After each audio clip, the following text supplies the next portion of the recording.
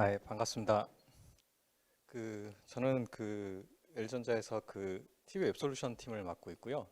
저희 팀이 소속되어 있는 실은 웹OS TV 플랫폼실, 소프트웨어 플랫폼을 담당하는 실입니다.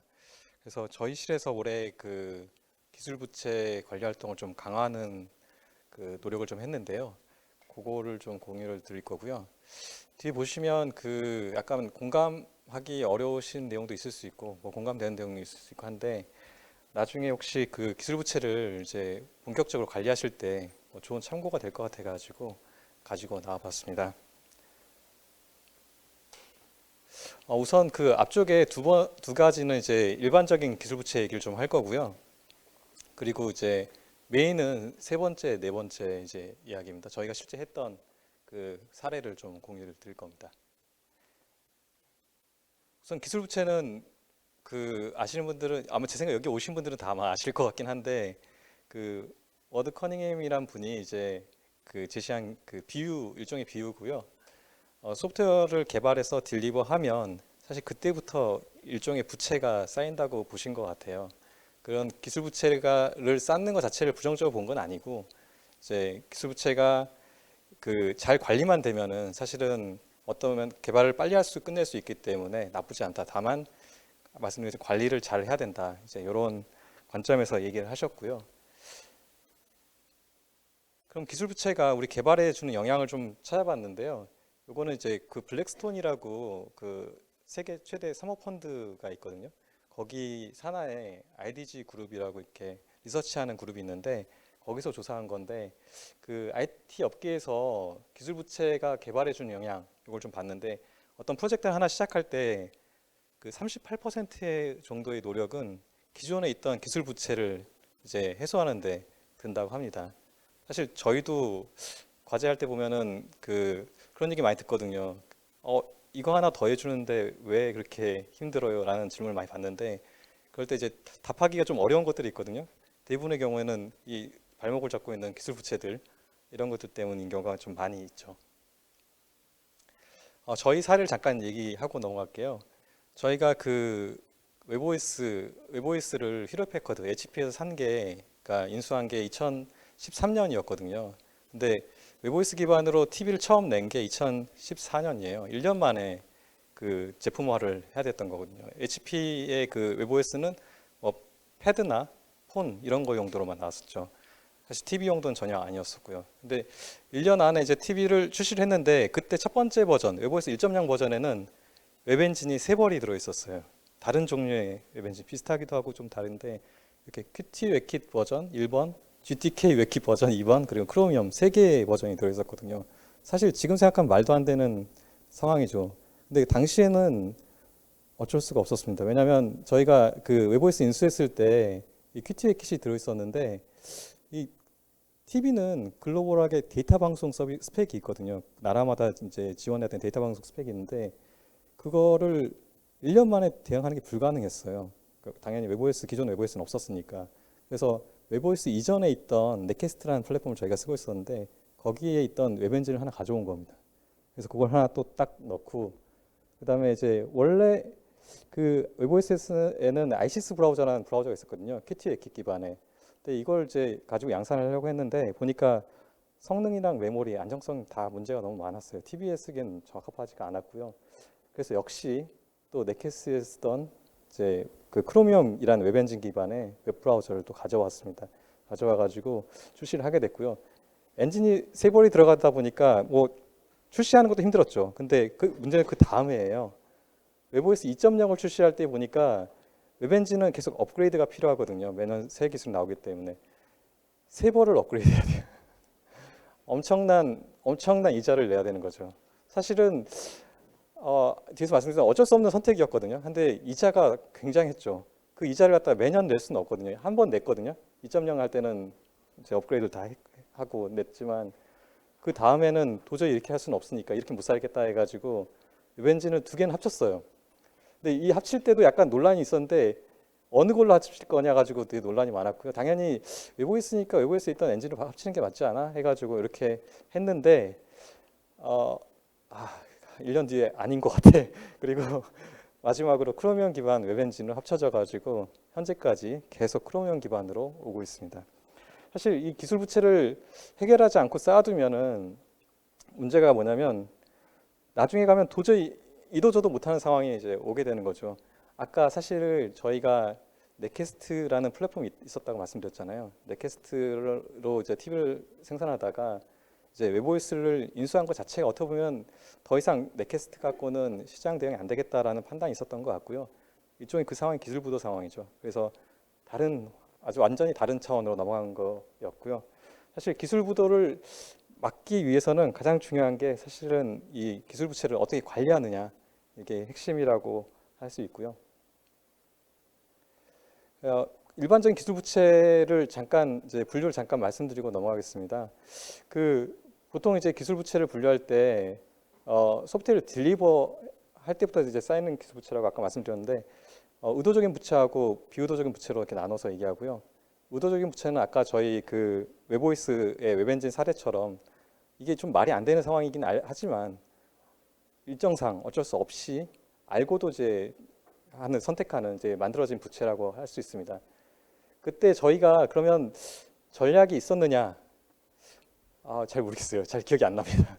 잘 기억이 안 나는데, 근데 언젠가는 합치자라는 이제 얘기 정도는 있었죠. 근데 그런 계획조차 없는 경우는 이제 무모한 이제 기술 부채를 쌓는 경우를 할 수 있고요.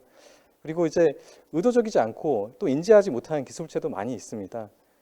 처음 이제 개발할 때는 몰랐던 아키텍처적인 문제가 나중에 이제 드러나는 경우도 있고 코드의 문제도 드러나는 경우가 있고 테스트 커버리지, 부족한 테스트 커버리지라든지 아니면 테스트 자동화 부족한 이런 것들도 어떻게 보면 부채로 쌓일 수가 있죠.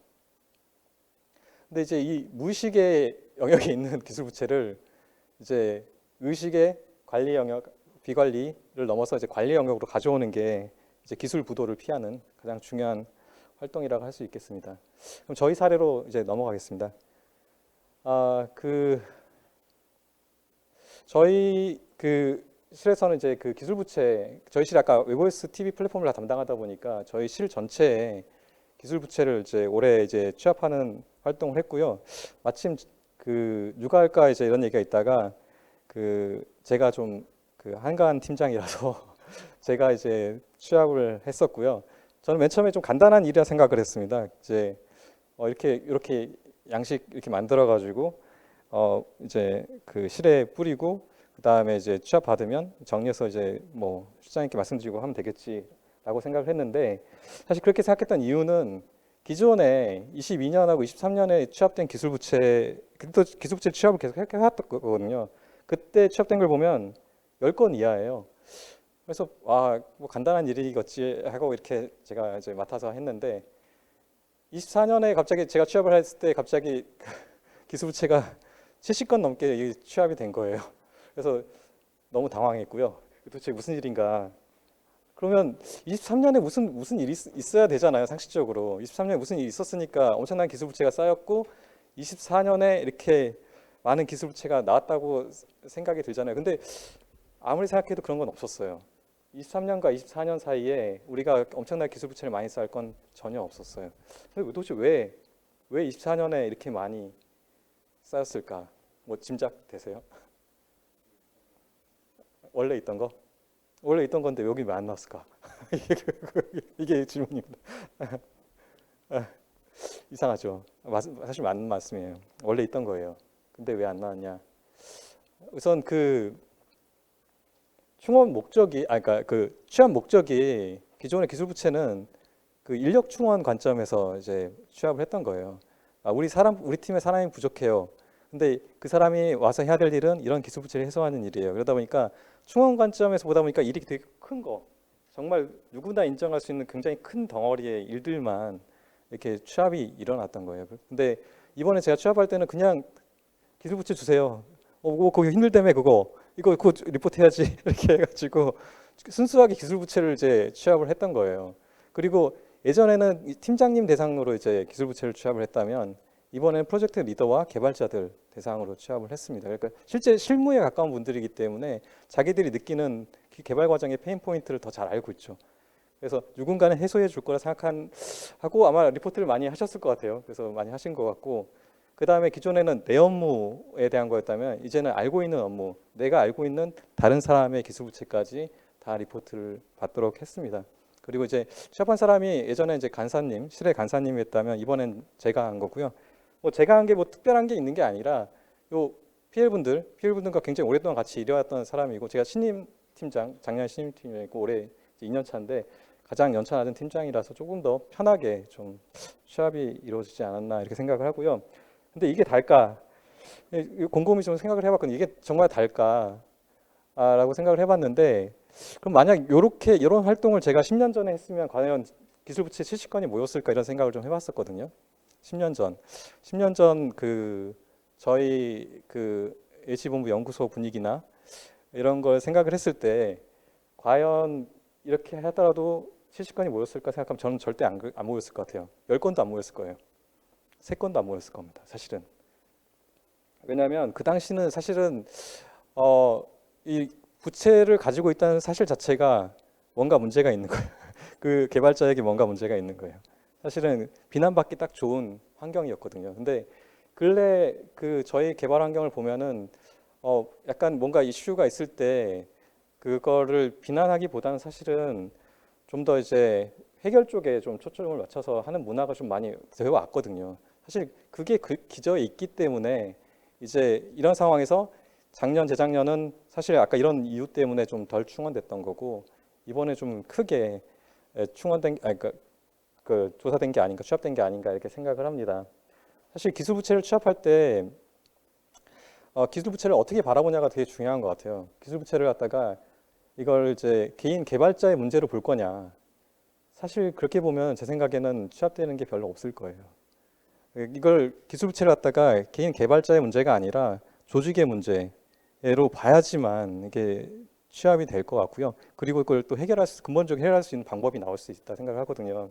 이걸 개발자의 이슈라고 보지 않아야 되는 이유는 보면은 그 저희가 그 아까 70건 얘기했잖아요. 70건의 이슈를 좀 분류를 좀 해봤는데 왜 도대체 지금 70건이 나왔는지, 원래 있던 이슈들이에요. 아까 말씀하신 것처럼 새로 나온 게 아니에요. 이게 무슨 이유로 이게 기술부채가 쌓였나 보니까 대부분 다 이유가 있어요. 그러니까 개발자 이슈가 아니에요. 일정을 굉장히 짧게 줬어요. 요구사항 이제 오고 딜리버 하라고 하는데 어떻게 해? 그때 맞춰서 개발할 수밖에 없지. 사실 그런 거예요. 그렇게 선택된 그 당시에 최적화된 최적의 솔루션을 개발자는 찾아서 한 거예요. 그리고 환경의 변화도 있습니다. 예를 들어 보면 TV는 당연히 가로로 길잖아요. 근데 요즘에 세로로 긴 TV가 나오네. 스탠바이미 막 돌아가. 사실 우리가 그 처음 뭐 3, 4년 전에 3, 4년 그 전에 생각해 보면 TV가 돌아갈 거라 생각하고 개발하는 게 말이 되나요? 사실 그런 걸 예상하기도 어렵죠. 그리고 사실 그게 효율적이지도 않고, 그렇기 때문에 이걸 다 개발자의 탓이라고 얘기하는 건 사실 옳지 않죠. 그래서 이거는 이 기술부채 쌓인 기술부채들은 어떻게 보면 개발자의 이슈라기보다는 조직의 이슈다 이렇게 바라봐야지만, 사실은 개발자들이 자유롭게 자기가 알고 있는 기술부채를 털어놓을 수도 있고, 그 다음에 조직이 또 그걸 해결하기 위한 어떤 프로세스를 만든다던가 이런 걸 할 수 있다고 생각을 합니다. 그래서 이제 요거는 아까 제가 콜랩 페이지에 저희가 기술부채 제가 처음에 취합했다고 이제 말씀드렸는데, 그렇게 해서는 안 되겠더라고요. 70건 정도 되는데 그걸 페이지 한 장에 이제 다른 라이프 사이클로 대응돼야 될 이 항목들을 페이지 하나에 관련해서 좀 이상해서 저희 H연구소 소프트웨어 개발 그룹, 외부에서 소프트웨어 개발 그룹에서는 모든 과제를 저 이니셔티브로 관리하거든요. 지라 이니셔티브로 관리하고 있습니다. 꼭 기술부채 얘기는 아니고요. 그러니까 모든 과제가 다 이 이니셔티브화되고, 이 이니셔티브를 생성하면 저희가 그 리뷰를 거치고, 리뷰가 승인이 되면 정말 이제 본격적으로 과제가 진행이 되게 되는데, 이 기술부채도 역시 결국에 언젠가는 과제화해야 될 항목이거든요. 언젠가는 딜리버해야 될 항목이기 때문에 똑같이 이니셔티브로 관리하기로 결정을 했었고요. 그리고 드래프팅 상태로 이제 그 기술부채에 대해서 내용을 이제 적도록 했습니다. 근데 가장 중요한 게 뭐냐면 어사이니가 언어사인드로 이제 되어 있습니다. 무슨 말이냐면 누군가에게 이 문제를 개인의 문제로 보지 않겠다는 거예요. 그러니까 어떤 특정한 개발자의 문제로 보지 않고 이걸 조직의 문제고 조직에서 이 문제를 어떻게 해결할지 솔루션을 찾고 필요한 자원을 할당하고 이렇게 하겠다는 취지로 어사인이는 무조건 언어사인드로 리포트하도록 이렇게 가이드를 했습니다. 그래서 이건 저희가 만들어본 프로세스고요. 결국 아까 이니셔티브 기반의 이제 기술부채 장부를 이제 관리하기로 했고 이 장부를 그 3개월 분기 단위로 이제 관리하기로 했는데 누가 관리하냐면 이제 기술부채 관리위원회 이렇게 만들었습니다. 그 위원들은 팀장들이고요. 팀장하고 실장님이 같이 해가지고 관리하기로 했고요. 실제로 6월 달에 한번 운영을 했습니다. 전체 기술부채를 다 리뷰하면서 이거는 어떻게 그 대응해야 될지 이런 것들 좀 정해서 했고요. 한 6건 정도는 실제 과제화해서 진행하기로 하고 나머지는 이자를 내는 걸로 결정을 했습니다. 그래서 과제화하는 것들은 이제 뭐 여러 가지 방법이 있는데 저희 그 웨보이스가 저희 H 본부만 쓰이는 게 아니라 타 본부도 많이 쓰이고 있거든요. LG전자 내. 그래서 그런 본부들 공통 과제인 경우는 같이 개발하고 또 신규 기술 개발에 필요한 경우는 TRM 테크니컬 로드맵으로 관리 또 TRM이 관리되는 게 있습니다. 그쪽으로 반영해서 관리하고 청산 비용이 너무 과다한 경우에는 쪼개서 이제 관리하는 이런 상환 계획을 다 수립하는 이런 걸로 이제 전체 프로세스를 좀 만들어서 지금 운영을 하고 있습니다.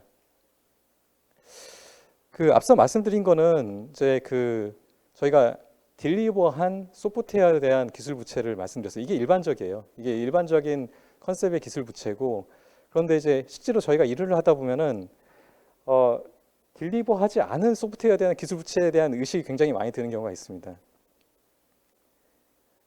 예를 들어서 이제 저희 그 스탠바이미 그 네이버 카페가 있어요. 그러니까 그 스탠바이미 쓰시는 분들이 이제 가입해서 활동하는데 10,000명 굉장히 많은 사용자가 있는 걸 알고 있습니다.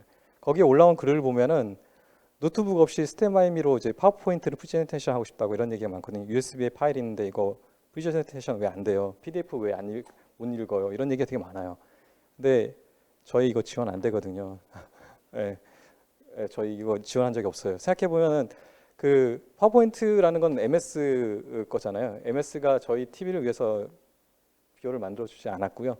그래서 사실 그 딜리버하지 않은 소프트웨어죠. 근데 이것도 우리가 기술 부채라고 할 수 있느냐? 아까 딜리버한 거는 유형의 이자가 나거든요. 그러니까 개발자의 노력이 분명히 나가는데 이건 딜리버하지 않은 거란 말이죠.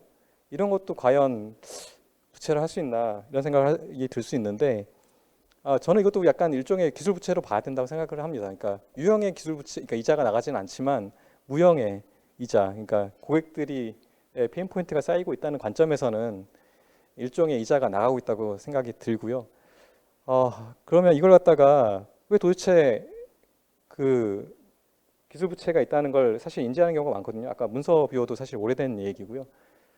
왜 딜리버하지 않느냐? 결국 이제 비용의 문제죠. 사실 파워포인트 비용을 갖다가 MS 만들어지 않으면 저희가 만들어야 되는데 굉장히 많은 비용이 들죠. 그리고 완성도를 높여야 되는 것도 있고, 그다음에 저희 전사 프로세스, 저희 LG전자 프로세스를 보면은 저희가 딜리버하는 소프트웨어는 제로 디펙트여야 돼요. 결함이 있으면 안 됩니다. 못 나가요. 그다음에 미구현된 기능이 있으면 안 됩니다. 안 돼요. 못 나가요. 사실은 이게 현재 프로세스예요. 이 상황에서 개발자들이 자유롭게 그 고객의 요구를 만족하기 위해서 소프트웨어를 개발하는 노력을 한다? 쉽지 않죠. 사실은 쉽지 않죠. 그래서 이제 저희 쪽에서 아까 말씀 다큐멘트 뷰 예를 들었는데 사실 솔직히 고객분들이 아까 다큐멘트 뷰를 갖다 얘기 많이 하셨지만 얼마나 이걸 정말 원하시는지 잘 모르겠어요, 사실은. 근데 비용을 많이 들여갖고 정말 개발해야 되는지 잘 모르겠더라고요. 그래서 저희가 생각한 방안은 웨보에스 실험실을 운영하는 거고요. 이거는 저희가 이제 본부장님께 H 본부장님께 보고했던 이제 장표인데요. 전체 기능을 다 아까 제로 디펙트 이런 프로세스 말고 별도 프로세스를 만들어 가지고 전체 기능을 다 구현하지 않더라도 고객에게 어떤 가치를 줄 수 있는 이제 중점 기능들을만 구현해 가지고 딜리버를 하는 거죠. 그리고 고객의 피드백을 받아가지고 그 피드백 기반으로 핵심 기능들, 그러니까 이후 개발할 것 갖다 추려서 대응하는 그 실험실 운영안을 만들었고요. 기존과 다른 점은 뭐냐면 예전에는 저희가 소프트웨어를 출시하는 게 1년에 한 번, 그 이니셜 이벤트라고 하는 게 1년에 한 번 TV 새 신제품 출시하는 거거든요. 그거에 맞춰서 이제 소프트웨어를 갖다가 배포하고 앱을 배포했다면 이 웨보스 실험실은 그 이런 주기와 독립돼서 언제든지 상시적으로 그 TV용 앱스토어에 이제 올려서 배포하는 식으로 이제 저희가 만든 앱이지만 이렇게 배포하는 형태로 이제 개발을 하려고 하고 있고요. 대상은 사실 모든 소프트웨어를 이렇게 하면 안 될 것 같고요. 저희한테 정말 중요하고 사업적 의미가 있다고 하면 당연히 저희 이니셜 펌웨어에 넣어서 개발을 해야겠죠. 하지만 그런 게 아니라 아까 이 완전하진 않지만 고객에게 가치 줄 수 있는 앱, 그리고 새로운 사업 방향을 갖다가 확인하기 위해서 고객 피드백이 중요한 거, 또 이 개발 노력이 엄청나게 들 거고 비용이 엄청나게 들 것 같은데 이게 정말 고객에게 정말 그 가치가 있는지 피드백을 받고 싶은 것들, 이런 것들 대상으로 해가지고 이제 실험실을 운영하려고 하고 있습니다. 그래서 첫 번째 그 앱으로 아까 말씀드렸던 파워포인트 뷰어를 저희가 개발을 하고 있고요. 거의 마무리하고 지금 10월 달에 이제 스토어를 통해서 출시할 계획입니다. 근데 이제 이게 아마 그 실험실 그 앱으로는 첫 번째 앱이 될 거고 그 이후에 뭐 프린터라든지 다양한 기능들이 추가로 나갈 겁니다. 실제로 그 파워포인트 아까 뷰어 잠깐 말씀드리면 걔가 모든 파워포인트 기능을 다 지원하지는 않거든요. 다만 뷰잉하고 뭐 링크 점프하고 비디오 플레이하고 이런 것들은 다 됩니다. 사실 그 정도만으로도 고객께 어느 정도 밸류를 드릴 수 있을 것 같고 나머지 추후 대응은 고객 피드백을 받아서 대응해도 될 것 같거든요. 그래서 어쨌든 이런 방안으로 하면은 아까 딜리버하지 않은 소프트웨어의 그 부채를 어느 정도 빨리 해결할 수 있지 않을까 생각이 들고요. 다른 관점에서 이렇게 하면 더 부채가 많이 쌓이는 거 아니야? 이런 생각을 하실 수도 있을 것 같아요. 예, 맞는 얘기고요. 다만 그 아까 말씀드린 그렇더라도 어떤 경우는 딜리버하는 게 부채를 안고 딜리버하고 피드백을 봐서 개선하는 게 차라리 어쩌면 고객 관점에서 더 나을 수도 있다. 이런 생각을 좀 해봤습니다. 끝났습니다. 끝났고 요약 잠깐 드리면 결국 기술 부채를 이제 다시 요약드리면 이제 기술 부채에서 제일 중요한 건 이제 관리고 관리를 하기 위해서는 그 기술 부채가 드러나는 게 제일 중요하고 그리고 드러나게 하려면 비난해서는 안 됩니다. 절대로 이제 기술 부채 쌓여 있는 기술 부채에 대해서 비난해서는 안 된다는 게 이제 한 가지고 이거는 기술 부채는 개인의 문제가 아니라 조직의 문제다라고 이제 말씀을 드리고 싶고요. 그 다음에 딜리버하지 않은 기술 부채는 저희는 이제 한 가지 실험실 예로 들었지만 나름 또 다양한 방법이 있을 것 같은데 고민이 좀 필요하다라고 말씀드릴 수 있을 것 같습니다. 이상입니다.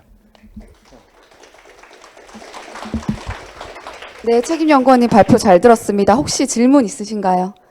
6분 30초 남아서 질문해 주시면 네. 마이크 전달 드리겠습니다. 저희 중계 때문에 해 주시면 감사하겠습니다.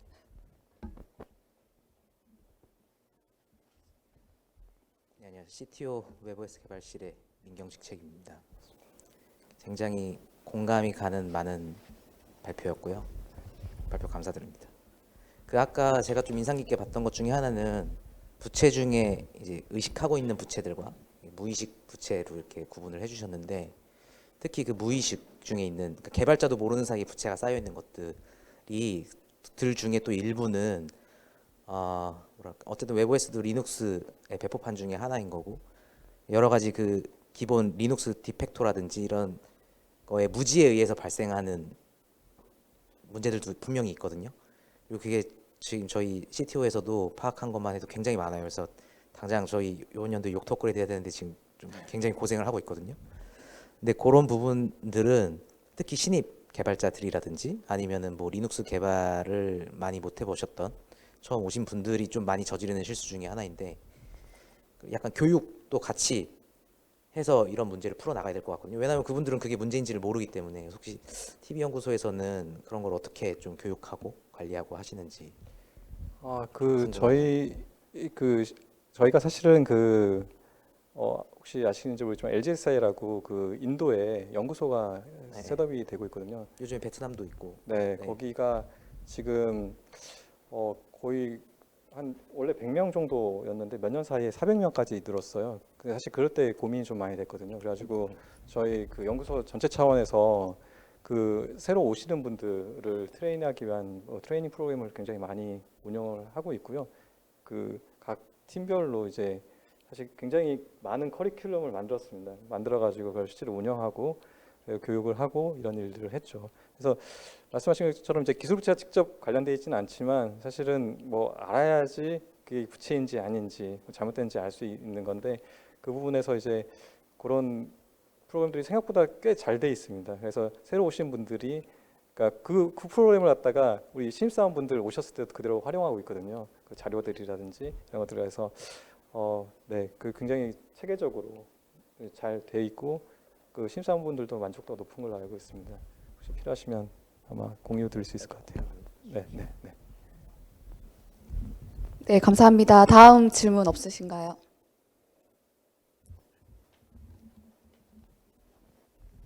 안녕하세요. LG노텍 권태희 선임입니다. 그 이제 개발 부채를 이제 관리를 하신다고 하셨는데 그 관리를 이제 그냥 팀장님 이제 레벨에서 그냥 개인적으로 이제 팀장 단위에서만 그렇게 관리를 하는지 아니면은 뭐 다른 시스템적으로 그 기술 부채를 뭐 이렇게 해결해 나가는 식으로 관리를 하는 건지 그 관리라는 거에 대해서 좀 더 구체적으로 말씀해 주셨으면 감사하겠습니다. 혹시 그 지라 혹시 네, 쓰시나요? 지라 사용하고 네, 있습니다. 그 아까 말씀 것처럼 그 저희 기술부채 아이템을 좀 더 이제 본격적으로 운영하기 위해서 이제 다 지라 아이템으로 다 만들었거든요. 시식권을 다 지라 아이템 만들고 그 레이블 달아가지고 기술부채 레이블로 해가지고 다 필터링을 하고 있습니다. 그래서 이제 아까 말씀드린 그 6월달에 한번 그 전체를 실장님과 팀장들이 모여가지고 보면서 이게 어떻게 대응하는 게 좋을까 이런 것들을 이제 고민을 하는 자리를 만들었거든요. 사실 그러니까 그렇게 한 이유는 아까 이 저희 개발 프로세스 자체가 지금 모든 게 다 이니셔티브 기반으로 돼 있어요. 이니셔티브 기반으로 돼 있고 그거와 연관돼서 이제 언젠가는 과제화를 할 수 있기 때문에 그 벌써 시스템화 돼 있다라고 이제 말씀을 드릴 수 있을 것 같아요. 그 프로세스로 해가지고 네, 네, 네. 그래서 네. 지라 이니셔티브 단위로 관리하고 있고 그거를 실장과 팀장들이 주기적으로 리뷰를 하고 있다. 그리고 그 저희 구성원들에게는 뭐 다른 얘기긴 하지만 또 이제 그 오픈컴이나 이럴 때도 제가 한번 이제 이런 걸 소개해드리고 실장님도 더 더해가지고 이걸 하는 취지 이런 것들을 설명하는 자리도 있었어요. 그래가지고 이게 이제 누군가를 블레임하기 위한 게 아니다. 아까 말씀드린 내용과 거의 똑같은 내용이고요. 사실 이 과제 자체가 실장님 굉장히 많이 드라이브를 하셨어요. 그래가지고 이제 절대 블레임이 아니라 이걸 드러내고 우리가 해결해야 될 과제를 찾는 과정으로 하는 그런 프로세스를 계속 만들어간 거거든요. 어쨌든 뭐 시스템적으로도 그렇고 그다음 문화적으로도 그걸 갖다가 전파하기 위한 활동을 계속 하고 있긴 합니다. 사실 이게 그 아까 말씀드린 이게 그 조직에서 그걸 갖다가 지원해주고 이렇게 그 하지 않는 이상은 제가 보기에는 쉽지 않은 과제예요. 왜냐하면 부채는 사실은 어떻게 보면은 메인은 아니잖아요. 어떻게 보면 그렇기 때문에 관심이 없을 수도 있어요. 근데 사실 관리해야 될 항목이 맞긴 맞거든요. 이게 계속 숨어 있고 가려져 있으면 언젠가 큰 덩어리가 돼서 터지기 때문에 잘 관리하는 게 되게 중요하기 때문에 이런 문화가 드러내는 문화가 되게 중요한 것 같습니다. 네. 혹시 한 가지 더 네, 질문을 네, 드리겠습니다. 네. 그러니까 저는 이제 뭐 말단 개발자로서 이제 뭐 개발 쪽으로 이제 하고 있지만 이제 흔히 개발자 밈으로 이제 동작하는 코드는 건드리지 말라라는 그런 밈이 있잖아요. 근데 이제 그거를 결국 이제 그 문화적으로 이제 그거를 확인을 하고 리팩토링하는 시간을 갖고 그거를 성과로서 인정받는 그런 조직 문화를 이제 얘기를 해주셨는데 네. 이제 제가 이제 말단 개발자로서 이제 그런 문화에 기여할 수 있는 게 어떤 게 있을까 그냥 의견을 한번 여쭤봅니다. 제가 어떤 조직을 이제 케어할 수는 없으니까. 그 사실은 그 제 생각에 그게 되게 중요한 것 같아요. 이슈 하나를 바라볼 때 그걸 개별 이슈로 바라볼 거냐, 개인의 개별 이슈로 바라볼 거냐, 아니면 조직의 문제로 바라볼 거냐가 굉장히 다르거든요. 그 결과물이 달라요. 그걸 생각하는 게. 근데 제가 이제 훈련받고 했던 우리 조직에서 훈련받았던 거는 개별의 이슈를 갖다 개별 이슈로 바라보면 안 된다는 거 배웠거든요. 그래서 맞닥뜨린 이슈 하나 자체를 갖다가 이게 그 이슈 하나로 보면은 사실 그걸로 끝이거든요.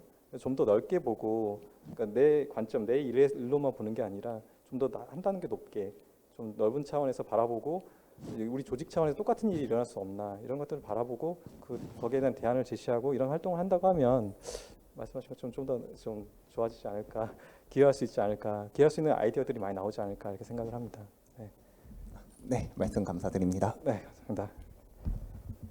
네, 질문해주신 분들 그리고 답변해주셔서 감사합니다. 네, 이번 발표는 여기서 마치도록 하겠습니다. 손철민 책임 연구원님께 박수 부탁드립니다.